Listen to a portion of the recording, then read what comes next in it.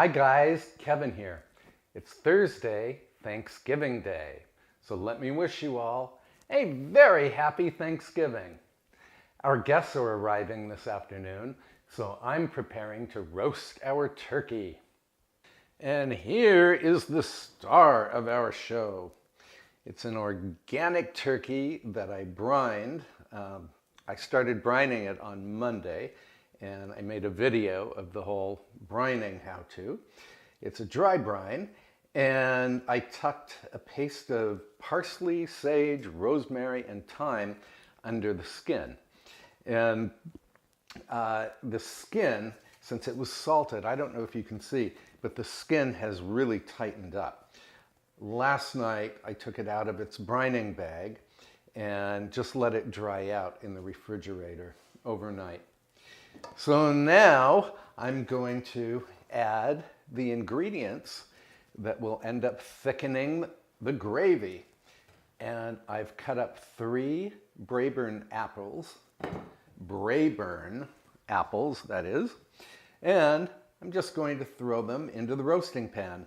And by the way, my turkey is sitting on a rack. So we add the apples, and I've just cut them into wedges, and we toss them here and there, and we can even put some in the cavity. And I am wearing my blue gloves because whenever I handle poultry, I like to protect my hands so that I don't have to wash them continuously. And besides the apples, I have 2 large white onions that I cut into wedges, and I'm going to scatter these around the roasting pan as well. And again, the apples and the onions will end up thickening the gravy. And I'll put some of these in the cavity. And it's very nice to have all of these herbs under the skin, because that way you don't have to throw any herbs on top. And I've been doing turkeys this way for, well, I guess since 2014. So this is the 4th turkey. Actually, it's probably the 8th turkey that I've made this way. And because I do 1 turkey at Thanksgiving and 1 turkey at Christmas each year. And I'm not going to brush any melted butter on the top because I don't think the turkey needs it. It's brined and it's going to be very juicy. Now, I've heated the oven. Well, let me move the camera up so you can see me. I'm going to roast the turkey for 30 minutes at 425 degrees Fahrenheit. Then I'm going to lower the temperature to 325 degrees and continue roasting until an instant read thermometer like this one registers 165 degrees Fahrenheit when inserted into the thickest part of the thigh. I'll come back when the turkey is roasted, and then we can make the gravy. Okay, my turkey is ready already, and it was in the oven for only 1 hour and 40 minutes total. And I already tested the temperature. It's 168, 170, that's good. It only needed to reach 165. And by the way, I love this little instant read thermometer.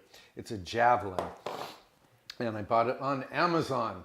So now I'm going to remove the turkey to a platter, and then I'll come back and we can make the gravy. Okay. Actually, before I make the gravy, let me show you what I do with the platter so the turkey doesn't slip and slide while I carve it. I put a kitchen towel on the platter. And again, I'll be right back. Okay, so now we put the roasting pan. Of course, I removed the rack, and we set it over medium-high heat. And you can see all these beautiful apples and onions in here. And let me tell you, this This gravy, believe it or not, is going to be so delicious when I finish with it that you could drink it straight out of a mug. And I just heated up the turkey neck and giblet stock that I made the other day. I filmed a video of that, so be sure to have a watch. And I'm going to add the stock to the pan juices and the apples and the onions. And then I have a potato masher here. I don't seem to have very good light right here, but here's the potato masher. Maybe I can lighten this video when I put it in my editing program. And you just mash everything down. And you let this come to a boil. And after it achieves a boil, I'll come back to you. We are boiling away now, so I am going to cut the heat all the way off, and then I have my purple immersion blender that I'm going to use to pulverize the apples and onions. And I'm afraid that I might spatter some of this on the camera, so I'm going to move the camera away, and I will come back when I'm finished. Okay, to save you and me a heck of a lot of time, I ended up pulverizing the gravy in my Vitamix blender.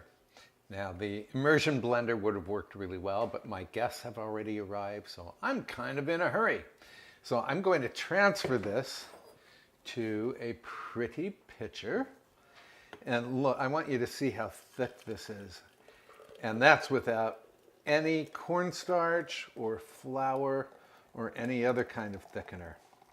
The apples and onions thickened everything. Oh, and it made a lot. So this is perfect. So I am going to bring the turkey and the gravy into the dining room. I have a fire lit in the room and guests are at the table and they're hungry. So let me just, well, I'll move the camera up so I can say something to you. Well, this was great fun cooking for you today. And in closing, I just want to wish you the very happiest Thanksgiving ever. And if you have a moment, subscribe to my YouTube channel and post a comment below. Let me know what you did or are doing for Thanksgiving or Christmas if you're watching this at Christmas time. And I will see you very soon. And as always, love to you all. Bye for now.